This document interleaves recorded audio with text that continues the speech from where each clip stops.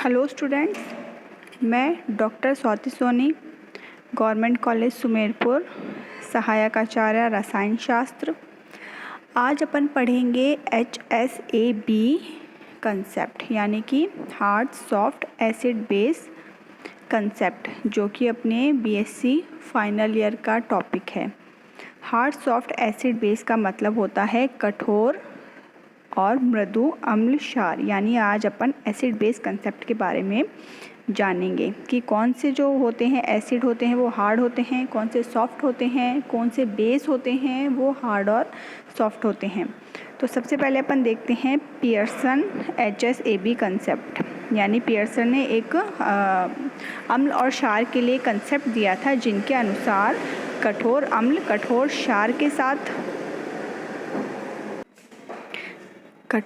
कठोर क्षार के साथ रिएक्शन करते हैं और एक स्थायी संकुल का निर्माण करते हैं, स्टेबल कॉम्प्लेक्स का निर्माण करते हैं। इसी तरीके से मृदु अम्ल और मृदु क्षार आपस में बंध बनाने को वरीयता देते हैं, जिससे कि एक अधिक स्थायी संकुल प्राप्त होता है। अब जैसे एक सिंपल रिएक्शन दे रखी है A+B, जिसके अंदर A अगर अपन डिनोट कर रहे हैं यहाँ पर एसिड को, B अपन डिनोट कर रहे हैं बेस को। यानी A एसिड है, ये लुईस एसिड है, यानी कि ये ग्राही है, यानी कि ये इलेक्ट्रॉन युग्म को जो है ये ग्रहण करेगा, इसलिए इसे क्या कहा गया है, ग्राही कहा गया है। या फिर जो इलेक्ट्रॉन पेयर लुईस की कंसेप्ट के अनुसार क्या है, एसिड और बेस क्या होते हैं, बेस वे होते हैं जो इलेक्ट्रॉन पेयर को डोनेट करते हैं, और एसिड वे होते हैं जो इलेक्ट्रॉन पेयर को ग्रहण करते हैं। तो इनके अनुसार A+B रिएक्शन अगर अपन करा रहे हैं तो उसमें A को अपन ने क्या माना है, लुईस एसिड माना है, जो कि ग्राही की तरह बिहेव करेगा, एक्सेप्टर की तरह बिहेव करेगा। और B जो है जिसके पास लॉन पेयर प्रेजेंट है वो लुईस बेस की तरह बिहेव करेगा और एक दाता अणु की तरह यहाँ पर अपनी रिएक्शन दिखाएगा, या फिर ये एक डोनर की तरह बिहेव करेगा। और ये दोनों मिलके क्या बना लेंगे, अम्ल क्षार संकुल का निर्माण करेंगे, एसिड बेस संकुल का निर्माण करेंगे। अब पियर्सन के अनुसार क्या था कि अगर कठोर अम्ल और कठोर क्षार जो है वो स्थायी संकुल बनाते हैं, इससे क्या होगा, कठोर अम्ल और कठोर क्षार ने अगर स्थायी संकुल बनाया तो इसी के अनुसार मृदु अम्ल और मृदु क्षार भी क्या होंगे, वो स्टेबल कॉम्प्लेक्स का निर्माण करेंगे। यानी स्ट्रॉन्ग एसिड स्ट्रॉन्ग बेस मिलकर स्टेबल कॉम्प्लेक्स बनाएंगे, वीक एसिड और वीक बेस मिलकर स्टेबल कॉम्प्लेक्स बनाएंगे। इसी तरीके से दोनों में से अगर एसिड या बेस, अम्ल या क्षार, दोनों में से एक भी अगर मृदु और एक क्षार होगा, एक हार्ड होगा और एक सॉफ्ट होगा, तो कंपैरेटिवली लेस स्टेबल कंपाउंड बनेगा। या तो दोनों कठोर होने चाहिए या फिर दोनों मृदु होने चाहिए। एसिड बेस दोनों या तो स्ट्रॉन्ग होने चाहिए या दोनों जो है आपके वीक एसिड और बेस होने चाहिए, जिससे क्या होगा, स्टेबल कंपाउंड बनेगा। और लेस स्टेबल कंपाउंड बनने की दो कंडीशन हो सकती है, जिसके अंदर या तो एसिड आपके हार्ड हो और बेस सॉफ्ट हो, या फिर एसिड जो है वो सॉफ्ट हो और आपके जो बेस है वो हार्ड हो। ठीक है, तो ये चारों तरीके के अपन ने कॉम्बिनेशन दिखा रखे हैं, जिसमें हार्ड एसिड और हार्ड बेस से स्टेबल कॉम्प्लेक्स बना है, सॉफ्ट एसिड और सॉफ्ट बेस से स्टेबल कॉम्प्लेक्स बना है, हार्ड एसिड और सॉफ्ट बेस से लेस स्टेबल कंपाउंड बना है। इसी तरीके से सॉफ्ट एसिड और हार्ड बेस से आपके लेस स्टेबल कंपाउंड बना है। अब अगर अपन इसमें देखें तो हार्ड सॉफ्ट एसिड बेस का किस तरीके से अपन इन्हें विभाजित कर सकते हैं, किस तरीके से अपन देख सकते हैं कि कौन से हार्ड एसिड होंगे, कौन से सॉफ्ट एसिड होंगे और कौन से जो है वो मीडियम होंगे, या फिर जिन्हें बोला जाता है यहाँ पर बॉर्डर लाइन एसिड्स।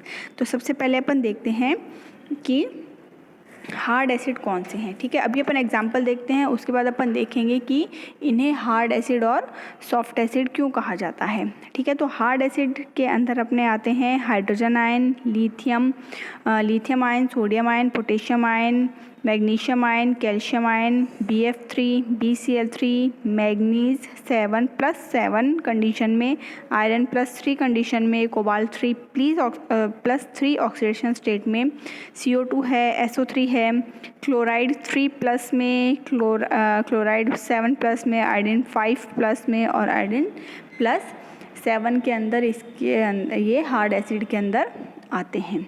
ठीक है। इसके बाद अपन देखते हैं बॉर्डर लाइन एसिड कौन कौन से होते हैं, जिसमें है बोरोन के कॉम्प्लेक्स। बोरोन का एक कंपाउंड है जिसमें कि बोरोन ने क्या लगे, जैसे अपने पास क्या था BH3 था मान लो, या BF3 था, ठीक है। हार्ड एसिड के अंदर एग्जांपल दिख रहा होगा आपको BF3, तो इसमें 3 फ्लोरीन की जगह क्या आ गए आपके मिथाइल के अणु आ गए, यानी कि ये कंपाउंड बन गया बोरोन, और साथ में क्या है 3 मिथाइल ग्रुप जुड़े हुए हैं इससे। इसके बाद आता है Fe+2 कंडीशन में और कोबाल्ट+2 कंडीशन में। हार्ड एसिड में देखिएगा आप Fe+3 कंडीशन में है और कोबाल्ट+3 कंडीशन में है, लेकिन अगर इनकी ऑक्सीडेशन स्टेट एक कम हो जाती है, यानी कि +3 से +2 हो जाती है दोनों की ही, कोबाल्ट और आयरन की, तो ये किस में बदल जाते हैं आपके, ये बदल जाते हैं बॉर्डर लाइन एसिड के अंदर, ठीक है।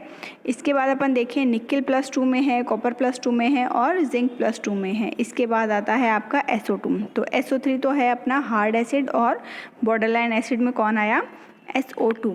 अब अपन देखते हैं सॉफ्ट एसिड कौन कौन से हैं अपने पास। सॉफ्ट एसिड में है BH3, copper plus, silver plus, gold plus, oxygen, chlorine, bromine, iodine, CS2 जिसे कि कार्बिन कहा जाता है, आयोडीन 3, आयोडीन जुड़ के बनाते हैं I3, I+, आयोडीन प्लस, और आपके मेटल 0 ऑक्सीडेशन स्टेट के अंदर, ठीक है। तो इस तरीके से अपन ने देखा 3 चीज़ें, hard acid, hard acid, border line acid, और एक क्या था अपने सॉफ्ट एसिड। अब अपन देखते हैं हार्ड बेस कौन से हैं, बॉर्डर लाइन बेस कौन से हैं, और सॉफ्ट बेस जो हैं वो अपने पास कौन कौन से एग्जाम्पल हैं। अब इसके अंदर अगर अपन देखें तो हार्ड बेस कौन कौन से हैं, अमोनिया है, RNH2 है यानी कि एमीन है, उसके बाद वाटर है, OH नेगेटिव है, ऑक्सीजन 2 नेगेटिव है, ROH यानी कि अल्कोहल है, OR नेगेटिव है, एसीटेट आयन है, CH3COO नेगेटिव, कार्बोनेट आयन है, CO3 2 नेगेटिव, नाइट्रेट आयन है, NO3 नेगेटिव, फॉस्फेट आयन है, PO4 3 नेगेटिव, सल्फेट आयन है, SO4 2 नेगेटिव, परक्लोरेट है, ClO4 नेगेटिव, फ्लोराइड और क्लोराइड, ठीक है। तो ये अपने आते हैं हार्ड बेस। इसके बाद अपन देखते हैं बॉर्डर लाइन बेस कौन कौन से हैं। बॉर्डर लाइन बेस के अंदर अपने आते हैं एजाइड आयन, जो कि क्या होता है N3 नेगेटिव, ये होता है एजाइड आयन, काफ़ी इंपॉर्टेंट है, याद रखना। एजाइड आयन कौन सा होता है N3 नेगेटिव। ऐसे ही एजाइड आयन से अपना एसिड बनता है एजिक एसिड HN3, ठीक है, एजोइक एसिड। इसके बाद आता है बॉर्डर लाइन बेस के अंदर नाइट्रोजन का अणु। इसके बाद आता है आपके एनिलीन, जिसमें बेंजीन रिंग के साथ क्या जुड़ा होता है NH2 ग्रुप जुड़ा होता है। इसके बाद आता है night NO2 negative, SO3 2 negative और ब्रोमाइड आयन। अब अपन देखते हैं सॉफ्ट बेस कौन कौन से हैं अपने पास है। हाइड्राइड आयन H नेगेटिव, उसके बाद है R नेगेटिव, एक आता है अपने पास कार्बन मोनोऑक्साइड, जो कि किस में आता है सॉफ्ट बेस में आता है। एल्कीन है अपने पास CS2 डबल बॉन्ड CS2, इसके साथ आता है अपने पास बेंजीन, इसके साथ आता है अपने पास फॉस्फोरस के साथ, जैसे PH3 है तो 3 हाइड्रोजन की जगह क्या जुड़ जाता है, कोई भी एल्किल समूह जुड़ जाता है या फिर R जुड़ जाता है, तो उसको वो किस में आ जाता है सॉफ्ट बेस में आ जाता है। यहाँ पर है अपने पास R3P और आयोडाइड आयन। तो ध्यान रखना hard base, border line base और सॉफ्ट बेस, तो इसमें अगर अपन हैलाइड्स देखें तो फ्लोराइड और क्लोराइड तो किस में है हार्ड बेस में है, बॉर्डर लाइन के अंदर ब्रोमाइड है और सॉफ्ट बेस के अंदर अपना आता है आयोडाइड आयन, ठीक है। तो अपन ने क्या देखा, अपन ने देखा पियर्सन की एसिड बेस कंसेप्ट देखा, जिसके अंदर अपन को पता चलता है कि कठोर अम्ल कठोर क्षार मिलके क्या बनाते हैं आपके स्टेबल कंपाउंड बनाते हैं, और सॉफ्ट एसिड सॉफ्ट बेस मिलकर भी स्टेबल कंपाउंड बनाते हैं। और अगर दोनों में से एक भी सॉफ्ट है दूसरा हार्ड है तो क्या बनाएंगे लेस स्टेबल कंपाउंड बनाएंगे, ठीक है। तो अपन ने देख लिया कौन से हार्ड एसिड हैं, कौन से हार्ड बेस हैं, कौन से सॉफ्ट एसिड सॉफ्ट बेस है, कौन से बॉर्डर लाइन के अंदर आते हैं। अब अपन देखते हैं कि characteristics properties of hard acid, hard soft acid यानी कि इनके अभिलाक्षणिक गुण क्या है। तो सबसे पहले हम हार्ड एसिड देखते हैं कि कौन कौन से होते हैं। तो ठीक है, जैसे अगर अपन एक एग्जांपल देखें हार्ड एसिड का, तो मान लो अपन ने ले लिया मैग्नीज +7, ठीक है। मैग्नीज अपनी मैक्सिमम ऑक्सीडेशन स्टेट के अंदर है, तो इसके अंदर क्या क्या गुण होंगे, आकार इनका बहुत छोटा होगा ताकि ये खुद ध्रुवित ना हो सके। +7 के अंदर है, यानी कि इससे ज़्यादा इसका आकार छोटा नहीं हो सकता मैग्नीज का, तो ये अपने सबसे छोटे आकार के अंदर प्रेजेंट है, क्योंकि मैग्नीज +2 से लेके +7 तक मैंने आपको उसमें बताया था ट्रांजिशन मेटल एलिमेंट्स जब अपन पढ़ रहे थे तो उसके अंदर आया था परिवर्तनशील संयोजकता। ठीक है, इनकी चेंज होने वाली क्या होती है, ऑक्सीडेशन स्टेट होती है। तो मैग्नीज की मैक्सिमम होती है +2 से लेके +7, यानी ये 6 टाइप की ऑक्सीडेशन स्टेट दर्शाता है, +2, +3, +4, +5, +6, +7। ठीक है, तो +2 के अंदर इसका आकार बड़ा होगा और +7 के अंदर होता इसका आकार बहुत छोटा होता जाएगा। तो हार्ड एसिड के लिए क्या होता है, छोटा आकार होना चाहिए ताकि ये खुद ध्रुवित ना हो सके, लेकिन जो इनके साथ बेस जुड़ेगा उनको ये ध्रुवित कर सके। ठीक है, उसके बाद इनकी उच्च ऑक्सीकरण अवस्था हो सकती है, जैसे अपन देख ही रहे हैं आयोडीन 5+ में है, आयोडीन +7 में है, क्लोरीन +3 में है और क्लोरीन +7 के अंदर भी प्रेजेंट है। इसके बाद अगर अपन देखें कि इनका सामान्य विन्यास क्या होता है, अक्रिय गैस के समान इनका सामान्य विन्यास होता है। उसके बाद अपन देखेंगे आयनिक विभव। आयनिक विभव के अंदर क्या है, धनायन का आवेश अपॉन धनायन की त्रिज्या, धनायन का आवेश बटे धनायन की त्रिज्या, यानी कि आयनिक इनका पोटेंशियल क्या होना चाहिए, उच्च होना चाहिए। ठीक है, धनायन पर जितना आवेश है अगर उसमें अपन धनायन की त्रिज्या का भाग देंगे तो क्या आएगा, आयनिक विभव का मान आएगा। इसके बाद अगर अपन देखें तो एक से अधिक कठोर अध्रुवीय प्रतिस्थापी किसी तत्व को कठोर अम्ल बना देती है। जैसे कि एक से अधिक कठोर अध्रुवीय प्रतिस्थापी इनको क्या बना देती है, तत्व को कठोर अम्ल बना देती है। इसके अंदर एग्जाम्पल है, जैसे BH3 है आपका सॉफ्ट एसिड है, लेकिन हार्ड एसिड के अंदर क्या होगा, H किससे आपके प्रतिस्थापित हो जाएंगे, फ्लोरीन से और क्लोरीन से। ठीक है, इसके बाद अपन फटाफट देख लेते हैं कि सॉफ्ट एसिड के अंदर क्या क्या होना चाहिए। इस हार्ड एसिड से बिल्कुल उल्टे इनके क्या होनी चाहिए, प्रॉपर्टीज़ होती है जिससे क्या होते हैं, वो सॉफ्ट एसिड बन जाते हैं।